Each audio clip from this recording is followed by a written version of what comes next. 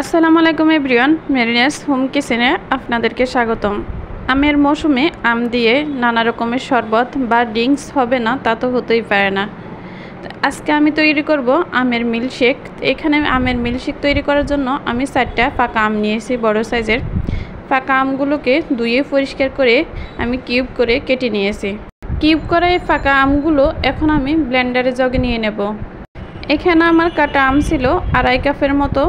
2.5 cup বলতে measurement কাপের 2.5 cup. তো 2.5 কাপ এই পাকা আম আমি ব্লেন্ডারের জগে নিয়ে নিয়েছি। আর এখানে আমি 2 টেবিল চামচ চিনি দিয়ে দেব, যেহেতু আমটা অনেকটা মিষ্টি।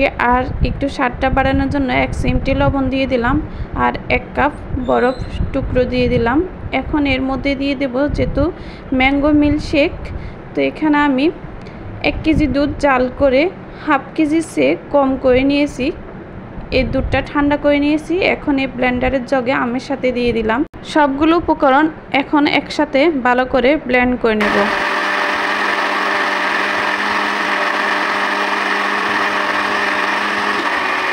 এক থেকে 1.5 মিনিট সময় নিয়ে আমি এই ব্লেন্ডারে ম্যাঙ্গো মিল্কশেকটা তৈরি করে নিলাম। এখন পরিবেশন করব। এখানে আমি 3টা গ্লাস নিয়ে নিলাম পরিবেশন করার জন্য, আর 3টা গ্লাসে সমপরিমাণ এই মিল্কশেকটা আমি ঢেলে দিচ্ছি।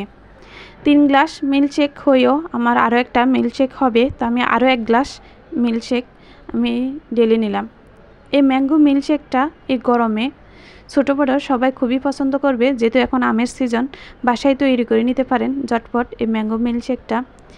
আশা করি সবার কাছে খুবই ভালো লাগবে। যদি ভালো লেগে থাকে নিত্য নতুন ভিডিও পেতে আমার পেজটা ফলো করে রাখবেন, আর ইউটিউব চ্যানেলটা সাবস্ক্রাইব করবেন। আজকের মতো এখানে বিদায় নেব। সবাই ভালো থাকবেন। আল্লাহ হাফেজ। আসসালামু আলাইকুম।